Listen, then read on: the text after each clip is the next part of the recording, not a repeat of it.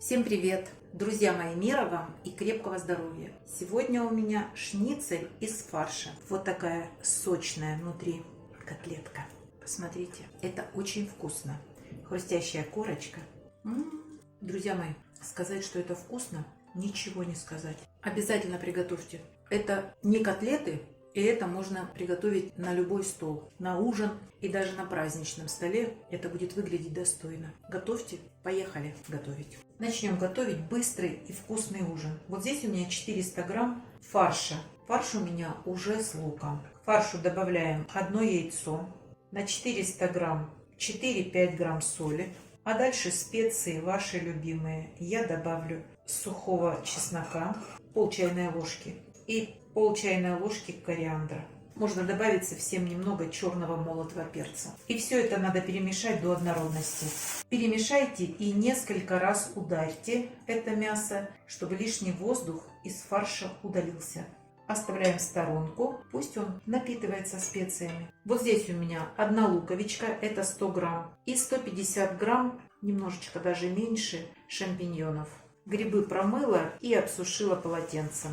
Режем грибочки так, как вам нравится. Я хочу порезать, чтобы видно было, что это грибы. И сразу порежу лук. Лук буду резать перьями и разрезать на 2 части. Идем готовить грибы. В сковородку наливаю 3-4 столовые ложки растительного масла. А здесь у меня варится картофель, будет картофельное пюре. Огонь средний. Как только масло разогрелось, выкладываем сначала лук. Лук будем жарить до слегка золотистого цвета, и он должен стать прозрачным и очень вкусным. Лук обжариваем примерно 2 минуты. Пошла 2-я минута. Как видите, лучок начал поджариваться, и у него появился характерный луковый карамельный вкус. Достаточно. Выкладываем грибы, перемешиваем. Огонь у вас должен быть чуть ниже среднего. Вот такой огонь. И будем обжаривать грибочки, периодически перемешивая, буквально 3-4 минуты. Они сейчас вместе с луком начнут обжариваться. Грибы готовятся быстро, но не забывайте периодически помешивать. Сразу не солим, потому что они пустят сок и сложнее будет их выпаривать.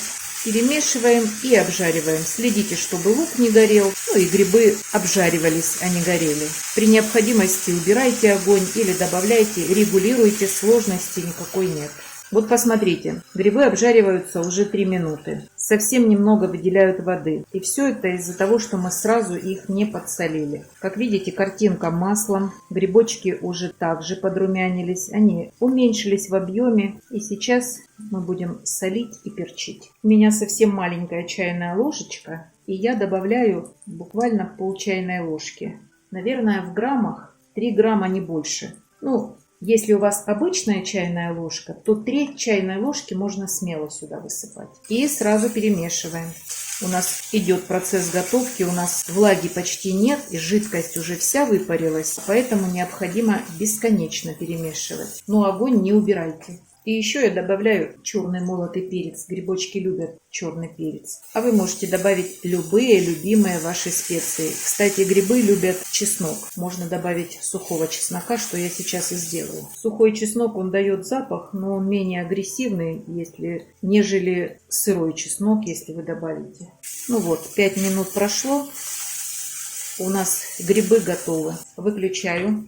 Продолжаю помешивать. Сковородка все еще горячая. И сейчас я их буду перекладывать на блюдо. Грибы готовы. И сейчас подошло время шницелей из фарша. Подсаливаем яйца, прям в такую приличную щепотку.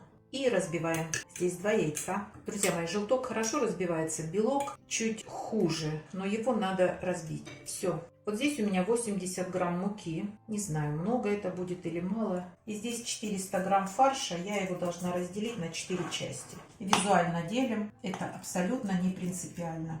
И с помощью муки формируем наш шницель. Я люблю, чтобы шницель был тоненький, чтобы он хорошо прожаривался, чтобы не приходилось с ним возиться, отправлять его в духовку или пропаривать. Я всегда к мясу отношусь очень серьезно.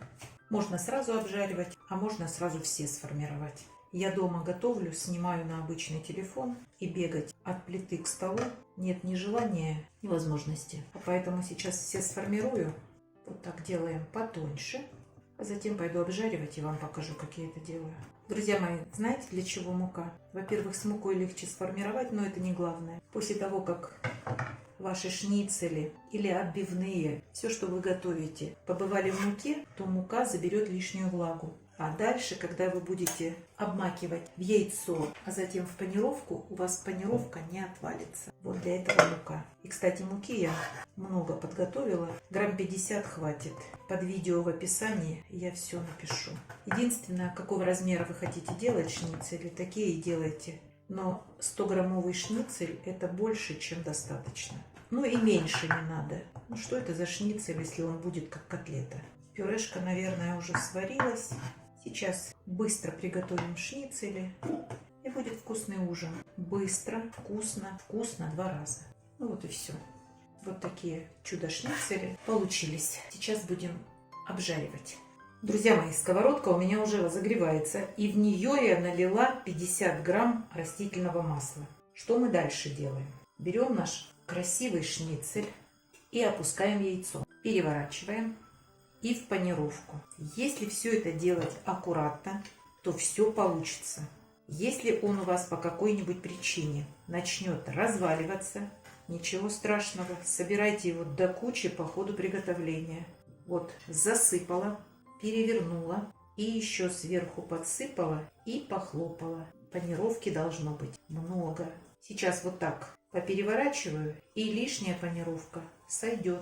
Останется только та, что нам нужна. Можно еще.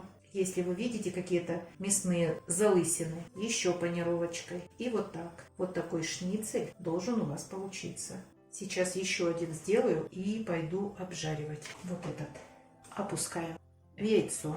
И тут же переворачиваю. Вновь подхватываю и в панировку. И засыпаем. Переворачиваю, присыпаю. И подхлопываю, чтобы хорошо панировочка забила наше яйцо. И еще вот такой успешный шницель у вас обязательно получится. И переношу его на досточку. Все, сейчас иду обжаривать. Пюрешка моя уже сварилась. Сейчас я буду обжаривать шницели. В сковородку наливаю растительное масло. Ну вот, наверное, 3-4 столовые ложки.